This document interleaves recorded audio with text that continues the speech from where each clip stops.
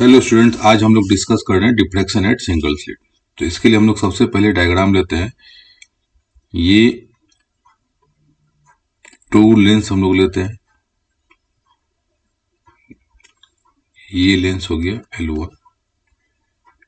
एक और लेंस यहाँ पे लेते हैं हम लोग L2। दो कॉन्वेक्स लेंस लेते हैं।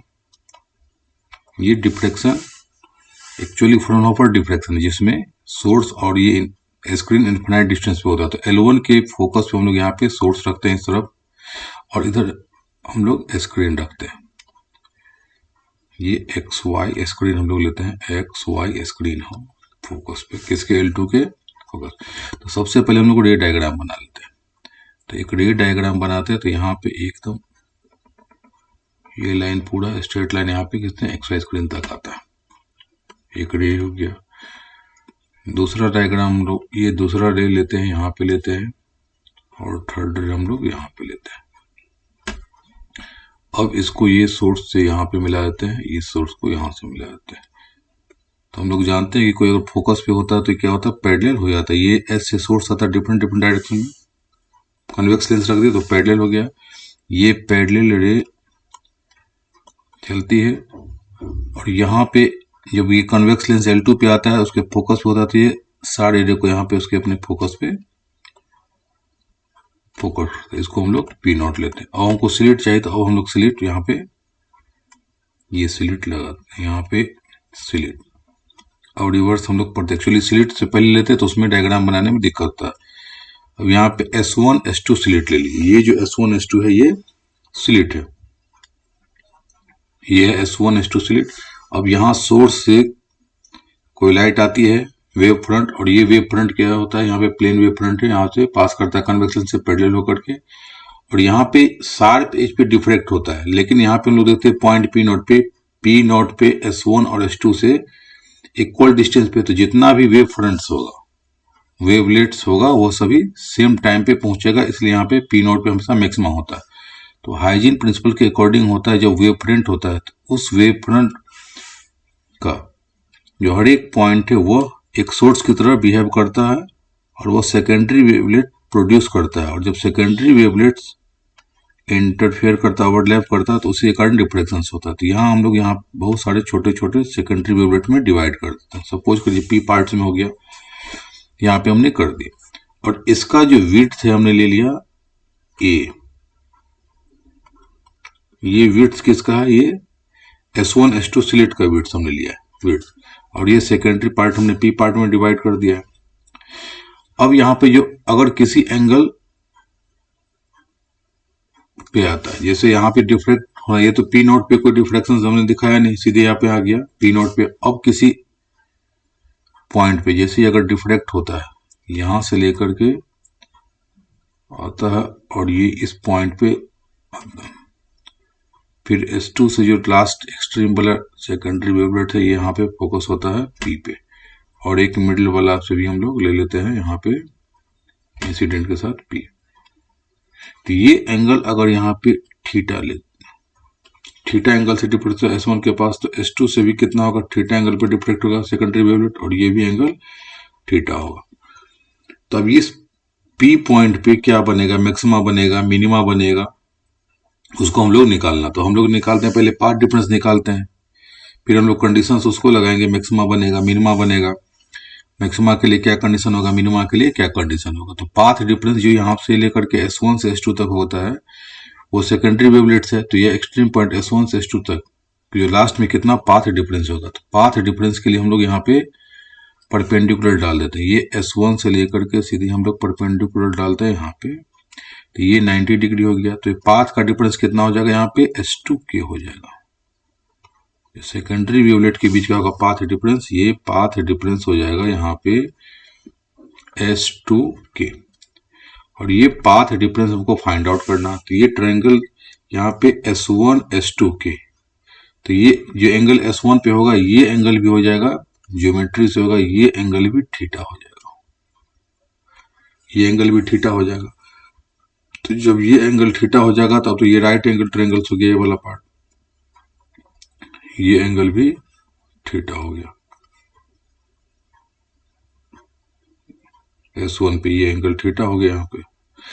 तो पाथ डिफरेंस हमको निकालना, path difference equal to right angle triangle में, तो ये S2K जो हो गया ये हो जाएगा P इक्वल टू होता है H साइन थीटा, तो इसमें H क्या है 90 डिग्री के सामने S1 S2, तो यहाँ पे S2K इक्वल टू हो जाएगा पाथ डिफरेंस इक्वल टू हो जाएगा यहाँ पे S1 S2 साइन थीटा, और S1 S2 क्या विड्थ है, तो हमने यहाँ पे S1 S2 जो विड्थ हो गया A साइन थीटा, हमने पाथ डिफरेंस ले लिया। तो ये पाथ डिफरेंस हो गया किसके लिए, पॉइंट P के लिए पाथ डिफरेंस हो गया, यहाँ पर इतना पाथ डिफरेंस हो गया। अब यहाँ पे जैसे हम लोग लेते हैं फेज डिफरेंस करते हैं, क्योंकि हम लोग यहाँ पे फेज डायग्राम से बनाए, तो फेज डिफरेंस इक्वल टू होता है 2 pi by lambda into path difference, 2 pi by lambda into path difference. तो यहाँ पे आ जाएगा 2 pi by lambda into path difference कितना हो गया A साइन थीटा। अभी इस एंगल को हम लोग यहाँ पे 2 अल्फा एज्यूम कर लेते हैं, मतलब डेल्टा इक्वल टू हो जाएगा 2 अल्फा, ये बाद में काम देगा। तो मेरे पास फेज डिफरेंस पाथ डिफरेंस आ गया ये डायग्राम से, इसको हम लोग एरो यहाँ पे दिखा सकते हैं, वो ज्यादा क्लियर रहता है एरो दिखाने से किस डायरेक्शन में जा रहा। अब हम लोग को निकालना है यहाँ पे पाथ डिफरेंस निकल गया, तो हम लोग को निकालना है एम्पलीट्यूड निकालना है। उसके बाद हम लोग एम्पलीट्यूड जब निकालेंगे तो इंटेंसिटी निकालेंगे। अब इसको अगर हमने पी पार्ट में डिवाइड कर दिया, ये सेकेंडरी वेवलेट को पी पार्ट का, इसका मतलब यहाँ पे टोटल पाथ डिफरेंस यहाँ पे कितना हो गया S2K करके होगा। तो जैसे जैसे यहाँ पे आता है इस पॉइंट P के लिए, कि जैसे सेकेंडरी वेवलेट पहले यहाँ पे था, अब क्या हो गया पाथ डिफरेंस ऐसे ऐसे करके इंक्रीज कर जाता है और फाइनल पाथ डिफरेंस S2K होता है।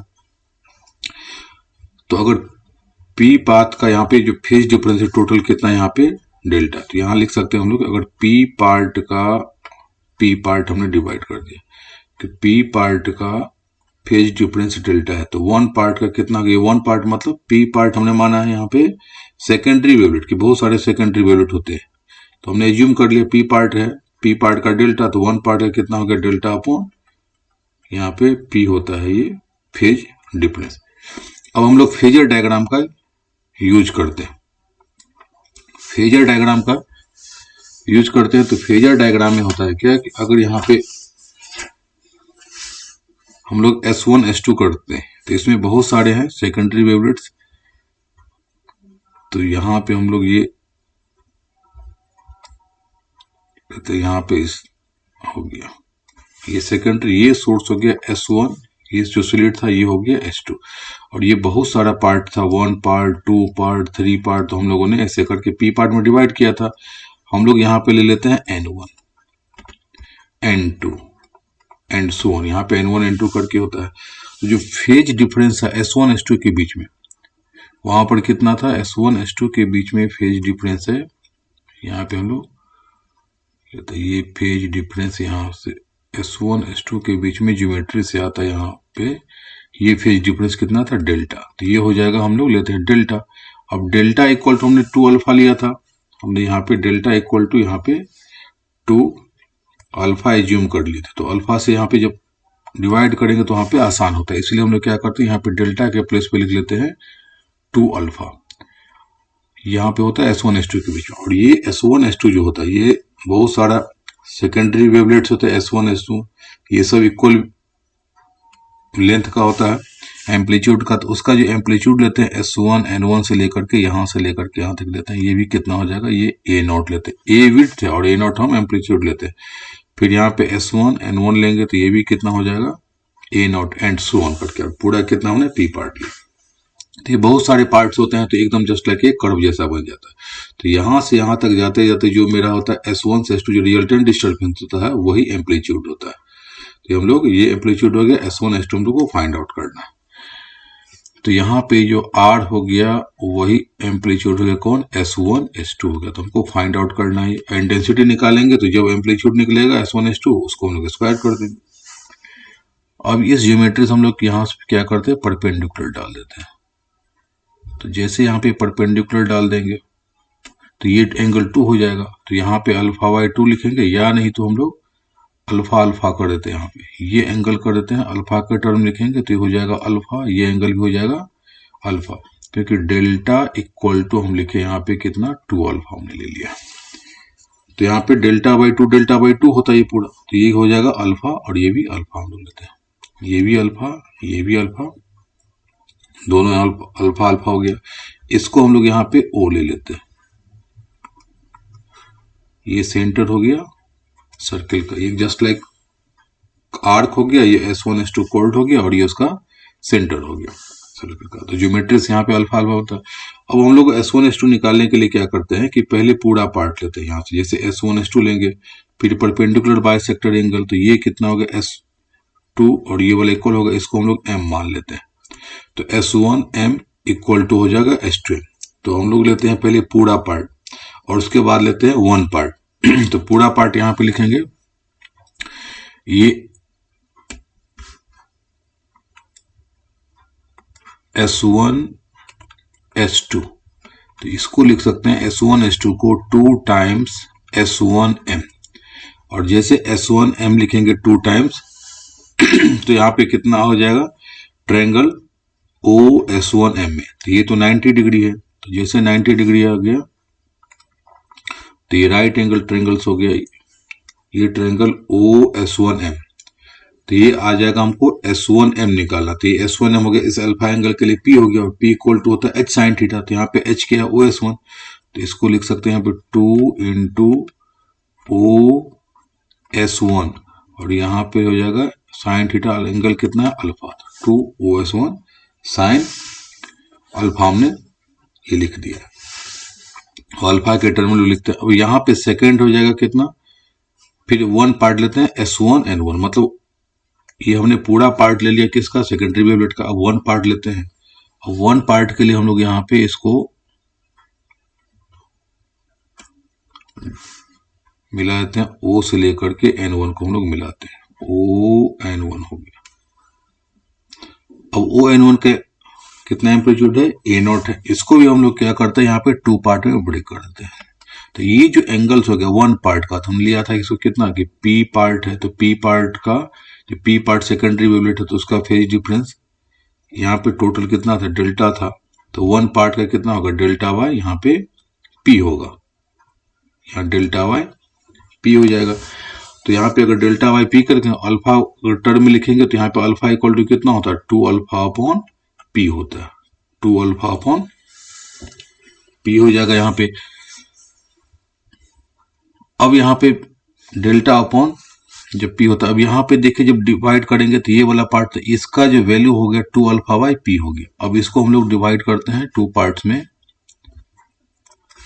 तो यहाँ से O से हम लोग इसको डिवाइड करते हैं ये वाला पार्ट, दोनों इक्वल पार्ट, इसको हम लोग ले लेते हैं N0।